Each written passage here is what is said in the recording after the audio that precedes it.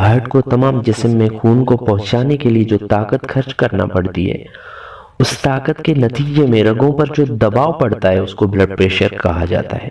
तंदुरुस्त नौजवान आदमी का नॉर्मल ब्लड प्रेशर 120/80 होता है। हाई ब्लड प्रेशर बहुत सारी बीमारियों की जड़ है, मसलन हार्ट अटैक, फाल्ज, किडनी फेल्यूर, दिमाग की शरीयान का फट जाना, ब्रेन हेमरेज।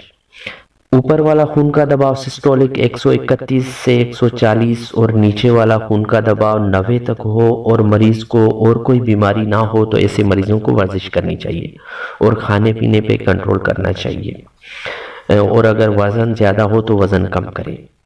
ऊपर वाला खून का दबाव सिस्टोलिक 140 से ऊपर हो और नीचे वाला खून का दबाव 90 से ऊपर हो तो ऐसे मरीजों को दवाई खानी लाजमी। प्रेशर डॉक्टर या नर्स से चेक करवाते हुए खुद ब खुद बढ़ जाता है।